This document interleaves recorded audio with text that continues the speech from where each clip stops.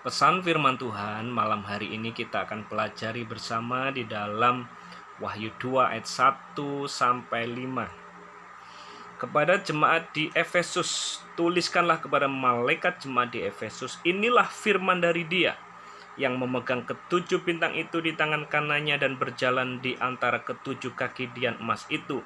Aku tahu segala pekerjaanmu, baik jerih payahmu maupun ketekunanmu. Aku tahu bahwa engkau tidak sabar terhadap orang-orang jahat, bahwa engkau telah mencobai mereka yang menyebut dirinya rasul, tetapi yang sebenarnya tidak demikian, bahwa engkau telah mendapati mereka pendusta. Dan engkau tetap sabar dan menderita oleh karena namaku, dan engkau tidak mengenal lelah.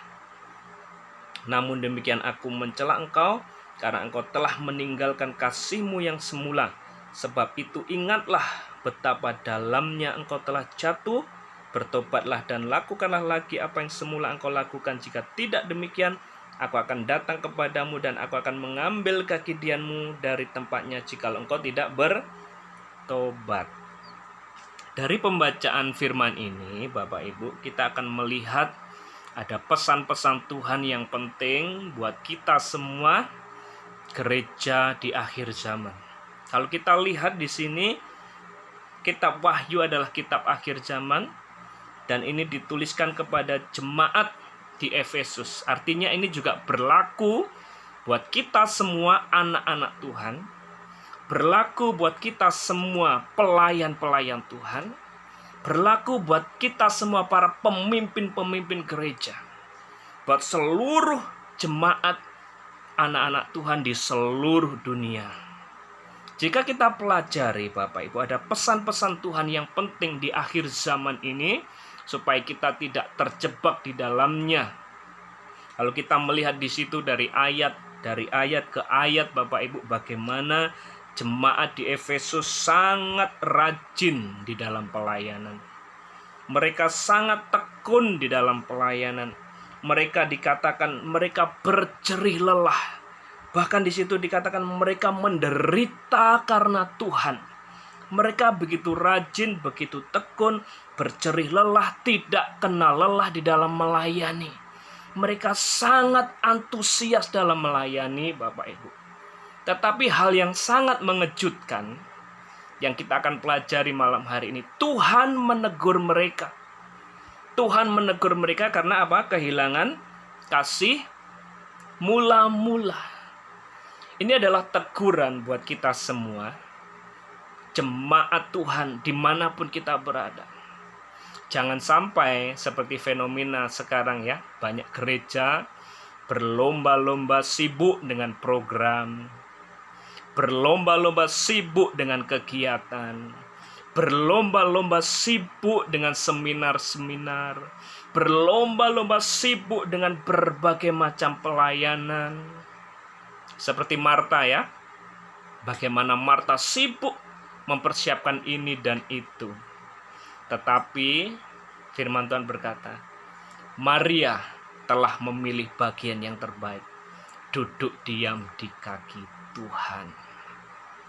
Gereja Tuhan di akhir zaman Bapak Ibu, jangan sampai kita semua para hamba Tuhan, para pelayan Tuhan, para jemaat Tuhan, kita sibuk di dalam pelayanan, kita tekun, kita rajin, kita berjerih lelah, kita berkorban, tetapi kita kehilangan esensi, yaitu hubungan kita dengan Tuhan. Apa itu?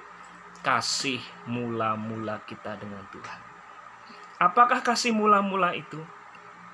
Kasih mula-mula adalah bagaimana pada waktu kita mengalami pertama kali jatuh cinta dengan Tuhan. Orang yang jatuh cinta dengan Tuhan, orang yang jatuh cinta dengan Tuhan tidak menginginkan apa-apa. Contohnya pada waktu kita jatuh cinta, pada waktu kita dulu sebelum menikah, kita pacaran. Bagaimana perasaan kita pada waktu kita jatuh cinta? Pikiran kita, apapun yang kita lakukan, selalu kita akan teringat dengan orang yang kita cintai. Dan hanya satu saja yang kita inginkan, yaitu berada dekat dengan orang yang kita cintai. Kasih mula-mula itu apa Bapak Ibu? Kalau kita cinta kepada Tuhan, kerinduan kita cuma satu, berada dengan dekat dengan Tuhan yang kita cintai. Di Alkitab berkata, percuma engkau beribadah kepadaku. Apa yang kau lakukan? Engkau memuliakan aku hanya dengan bibirmu, tetapi hatimu jauh daripadaku. Bapak Ibu yang dikasihi Tuhan Yesus Kristus, coba kita introspeksi diri malam hari ini. Apakah kita para pelayan Tuhan, hamba Tuhan, gereja Tuhan, kita telah kehilangan kasih mula-mula kita dengan Tuhan. Kita kehilangan gairah bersekutu dengan Tuhan. Kita kehilangan esensi utama dalam hubungan kita dengan Tuhan. Yesus berkata, satu saja yang perlu, duduk diam di kaki Tuhan. Teguran ini diberikan kepada jemaat di Efesus, Bapak Ibu. Supaya ini tidak terjadi buat kita semua anak-anak Tuhan. Jangan sampai kita sibuk melayani pekerjaan Tuhan. Kita sibuk dengan kegiatan gerejawi. Kita sibuk dengan pelayanan. Tetapi kita melupakan Tuhan yang empunya pelayanan. Mari kita kembali bertobat. Kita bangun lagi, di situ dikatakan kerjakanlah kembali yang semula. Pada waktu awal-awal kita mencintai Tuhan. Saya mau ceritakan bagaimana kisah saya mengalami cinta mula-mula dengan Tuhan, ya. Pada waktu itu ada KKR, Bapak Ibu, di Bali. Dan pada waktu itu saya mengalami baptisan Roh Kudus. Saya kepenuhan Roh Kudus dan berbahasa roh. Sejak saat itu hati saya benar-benar mengalami lawatan Tuhan, jamahan Tuhan. Dan saya berubah drastis dalam pengiringan saya dengan Tuhan. Yang saya lakukan tiap hari pada waktu itu saya puasa. Tiap hari saya baca firman sampai larut-larut malam. Tiap hari saya berdoa cari wajah Tuhan. Itulah yang saya lakukan, Bapak Ibu. Dan saya bersyukur, Bapak Ibu, sampai saat ini saya tidak pernah kehilangan kasih mula-mula itu. Saya tetap melakukan itu. Saya sering puasa, baca firman, sering bersekutu dengan Tuhan. Jangan sampai, Bapak Ibu, kita kehilangan kasih mula-mula kita dengan Tuhan. Pelayanan bagus. Orang yang mencintai Tuhan pasti melayani Tuhan. Tetapi orang yang melayani Tuhan belum tentu mencintai Tuhan. Alkitab berkata, aku bernubuat demi namamu, aku mengusir setan demi namamu. Tetapi Tuhan berkata, enyahlah engkau, aku tidak kenal engkau, para pembuat kejahatan.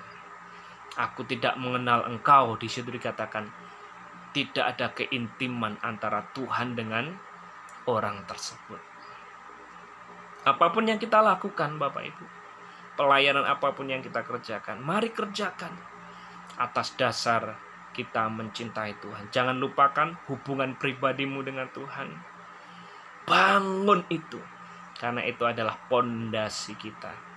Jika kita melihat sosok Tuhan Yesus, bagaimana di tengah-tengah pelayanannya, kesibukannya pelayanan, Bapak Ibu, tetapi dia tidak pernah melupakan hubungan pribadinya dengan Tuhan. Pagi-pagi buta, Yesus menyendiri bersekutu dengan Bapa. Siang-siang dia menyendiri bersekutu dengan Bapa. Bahkan pada malam hari dia berdoa semalam-malaman dengan Bapanya. Karena Tuhan Yesus mencintai Bapa. Apakah Anda mencintai Tuhan? Salah satu buah kalau kita mencintai Tuhan adalah kita akan meluangkan waktu untuk bersama-sama dengan Tuhan setiap hari. Haleluya. Amin.